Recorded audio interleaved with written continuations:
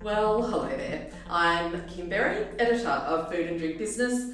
Welcome to Play, our weekly news roundup brought to you by GS1 Australia. GS1 is the go-to for all your barcode needs. Head over to gs1au.org and discover next generation 2D barcodes. They're a game changer for food and drink businesses. In the news this week, Australian Vintage CEO Craig Garvin has been sacked by the board for conduct that lacked judgment and was inconsistent with company values.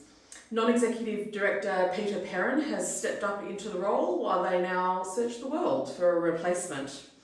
Chair Richard Davis said that the situation did not impact the current very early discussions it's having with Accolade Wines in terms of a merger.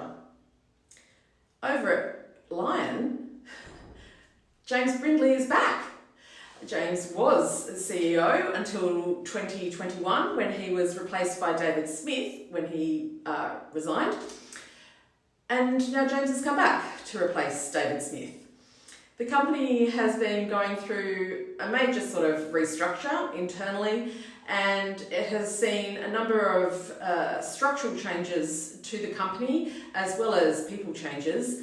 And CEO Sam Fisher was essentially saying that that David sort of wrote himself out of a job. Anyway, James is back in the hot seat, and we shall see what unfolds. Four Pillars co-founder and head distiller Cameron McKenzie has been entered into the Gin Hall of Fame. It comes during Four Pillars' 10th year, and Cameron is regarded both domestically and internationally as one of the best distillers around. He has led Four Pillars to a record win of Gin Producer of the Year 3 times, as awarded by the IWSR, and similarly the IWSR has awarded Cameron Distiller of the Year. The Senate inquiry into supermarket prices has handed down its report this week.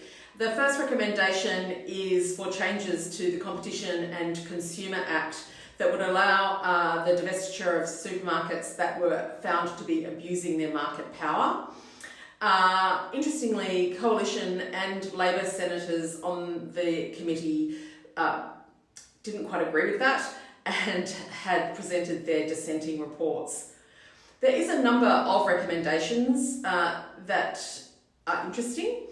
It does recommend other big retailers such as Bunnings or IKEA or any of the Costco also be put under the magnifying glass in terms of behaviour and pricing practices.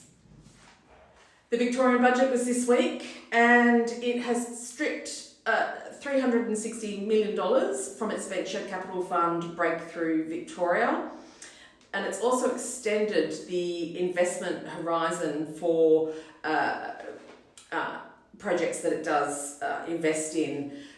Overall, the budget was largely well received by business as being relatively conservative and trying to halt increasing debt that's being measured in the state. Melbourne-based craft brewery Deeds Brewing has announced that it will be closing its doors. It went into voluntary administration in March, and it has not been able to find an investor or a buyer to bail it out. The company was carrying a large tax debt that many of these craft brewers are which is a hangover from COVID. But it also had an incident involving where it had contaminated malt, and so it had to recall a lot of product because it had impacted on the taste. They had been working with their insurer on its claim, and in March the insurer said they were not going to recognise that claim, and subsequently the company went into VA and has now announced that it will be closing. New Zealand peanut butter company Fix and Fogg. It's gone to the moon. Actually, it hasn't gone to the moon. They've gone to the International Space Station. So a New Zealander who was friends with one of the astronauts at NASA gave them some Fix and Fogg peanut butter.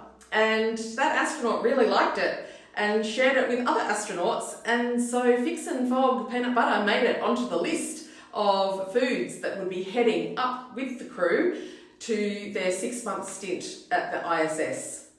I'm sorry, I just think that's really cool. They had to develop a special pouch with a special sized nozzle, and so that all the chunky bits in their chunky peanut butter could still be squirted out, and then so they could be squirted then onto the crumbless bread that the astronauts are eating. I don't know, there's a lot of bad things going on. That's a really good story. And another great story is a couple of scientists at the University of New South Wales decided that waiting 24 hours for their cold brew was really boring. And so they decided to hook up their patented sound transmission system and to a domestic Breville espresso machine to make cold brew in 3 minutes. Yep, let's just make some ultrasonic cold brew. God bless nerds. That's what I say. God bless nerds. Now, the other piece of news is, of course, that next Thursday is the Hive Awards Long Lunch. We're going to be celebrating the winners and the finalists in the inaugural awards round, but we also are really encouraging the rest of the industry to come along. Bring a friend, bring a colleague, bring a client.